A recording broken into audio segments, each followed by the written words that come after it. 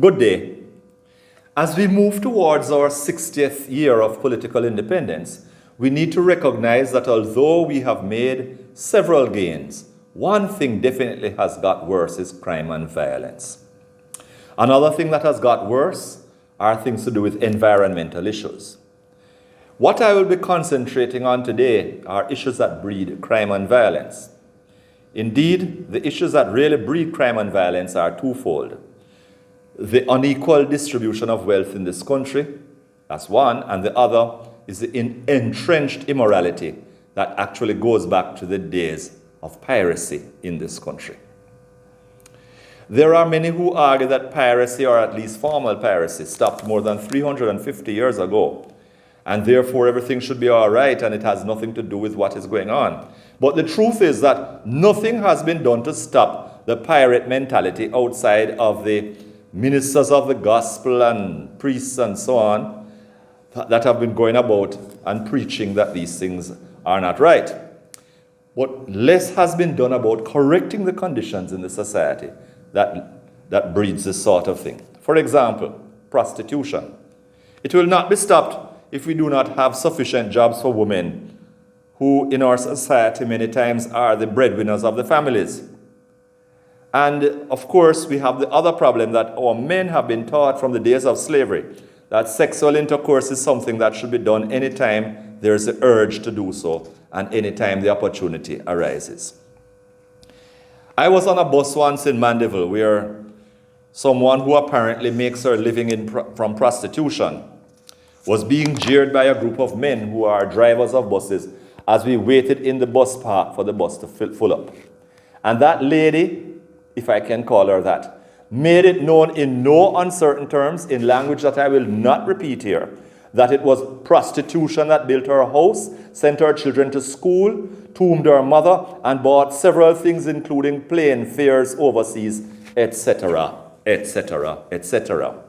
I have been in a taxi cab, which was really a shuttle taxi, driving from halfway down to 3 miles. And the driver, who was a young man, spoke very badly, very complaining about his absent father when he was growing up.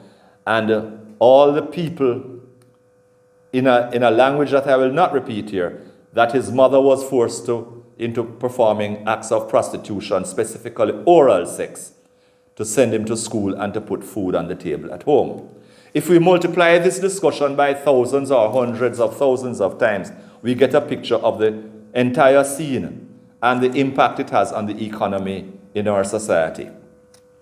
It therefore means that the entire economy has to be restructured before we can have fundamental change in our society. It would mean entirely changing out everything. It reminds me of something that I asked my mechanic when I had a Datsun motor car which was previously belonging to my aunt. I asked him if it was possible to change the engine from a standard shift to an automatic car, because I had reached the age where my knees were giving me problems every time I changed gear. He told me that too many things would have to be changed out, and therefore it would be less expensive simply to buy another car. Not necessarily a new car, but a different car. In the same way, to remove this fundamental ill of prostitution, a lot of things have to be changed out, but we cannot give up just because it is difficult to achieve. We still have to fight the good fight because the hole is still in the bucket. Many of us remember the song, "There is a hole in the bucket." One person sings, "There's a hole in the bucket." The other sings, "Well, mend it." Then the first person sings, "With what shall I mend it?" Then the other answers, "With a straw." Then the first person says the straw is too long, and then the other person says, "Well, cut it." Then the first person asks, "With what shall I cut it?"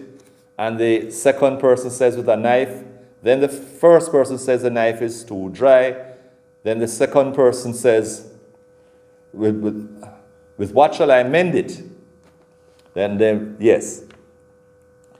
The first person asks, what shall I mend it? Then he said, "With a straw." Then they ask, then they say the straw is too long. Then they say, "Well, what shall I, then cut it. With what shall I cut it?" "With a knife." "But the knife is too dry." And then let's say, "Then wet it." "With what shall I wet it?" "With water." With what shall I fetch it? With a bucket. But there's a hole in the bucket. So it comes right back to that. All of our problems will come straight back to that if we don't deal with this problem. We have to, in a similar way that you have to find a way to patch the hole in the bucket. It's the same way we have to find a way to deal with this. And this is why the church, in implementing its teachings, have had orders of priests and nuns who try to find jobs for people who are prone or who are otherwise attracted to certain sins, because that is the only way that they can receive an income to live. And this is why we have social problems.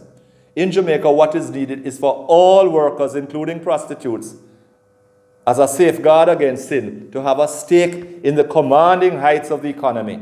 And the Jamaica's commanding heights of the economy at the present time is tourism. What I'm here saying is that everyone should have access to a job or to ownership of their jobs.